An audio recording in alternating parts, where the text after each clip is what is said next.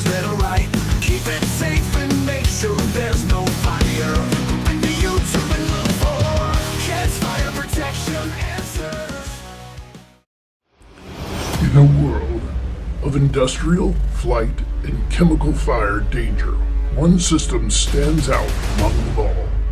Foam fire protection systems. These systems smother fire with impunity, save lives in the process. These systems are specifically used in high-temperature manufacturing, painting, chemical manufacturing, heavy-duty industrial manufacturing, and aircraft areas like hangars, helipads, manufacturing and repair facilities. But beware, they make a mess. Well, hi guys. Today we're going to learn about foam systems.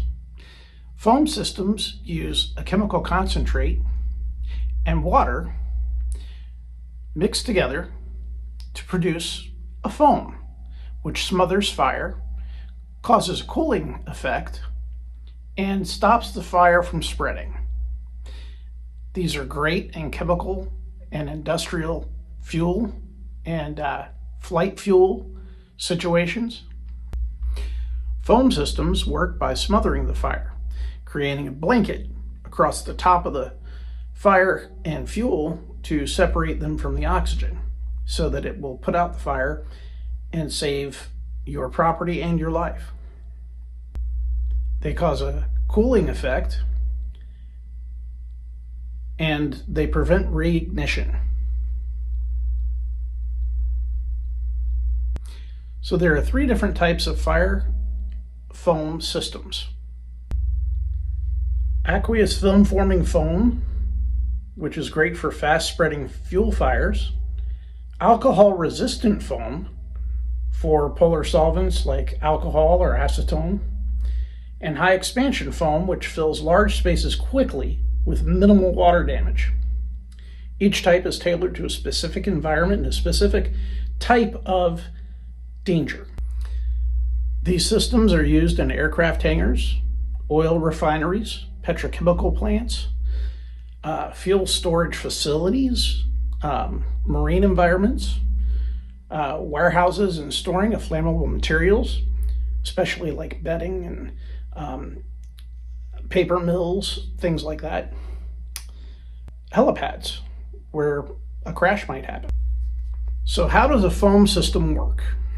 Well, you've got the foam concentrate in these tanks, and either as part of a fixed system or in mobile units. So for firefighting foam at airports, they may have a truck, and then they get sent through a mixing unit with water, and the proportioner mixes the foam. 1 to 6% precision is crucial, so that it will actually do what it needs to do. It induces air into the system as well, so that it will form bubbles and create that blanket effect. Foam generators or air aspirating devices, that's how you go from a liquid mix to that thick, bubbly, foamy blanket that I was talking about. That's what's going to smother the fire and separate the fuel from the oxygen and possible other flame. And once that discharges, either through sprinkler heads, foam monitor nozzles, deluge systems, or handheld hose reels, and those foam monitor nozzles are pretty cool. They're kind of like a cannon that sweeps across and goes back and forth. They're pretty cool to watch too. Or handheld hose reels, which they can be fun to deal with too. Some facilities even use foam chambers for tank protection. These direct foam gently into the surface to avoid disturbing the liquid and causing splashes. So in petrochemical plants or chemical mixing plants, they may inject foam to the top of the tank to just create that blanket, and it's just going to drop right on top and be a blanket. It's not going to spray out or be violent in any way. These systems can be manual operation, automatic, or a combination with detectors triggering foam release in seconds. They can also be directly connected to a fire hydrant with a cannon to spray onto exterior tanks outside. I used to do a chemical plant that had those, and they were fun to test because you had to disconnect the chemical and actually run water through it once a year. So I got to shoot water out of the nozzles on the fire hydrants. It was pretty fun. So what do they actually do? Let's put it all together here. They stop the fuel from feeding the fire. The foam forms a barrier between the fuel and the air. No oxygen, no fire. They cool down surfaces, reducing the risk of structural collapse or reignition. They minimize toxic vapor release, which protects responders and the environment. They buy critical time, allowing people to evacuate and firefighters to control the situation. Are there environmental concerns having to do with foam? Yes.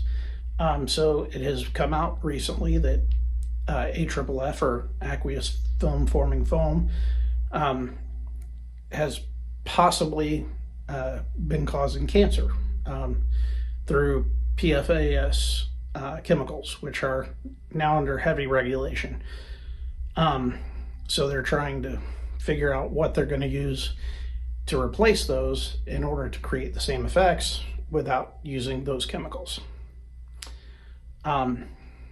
Foam systems need regular testing, so they require annual sample testing of the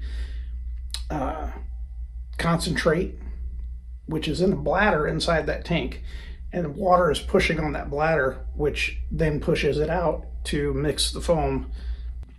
So if those bladders have any problems, it can put foam into that outer tank, which you want to find out as soon as possible. That's why it's annually. We take those samples from the, not only the foam concentrate, but from the tank as well.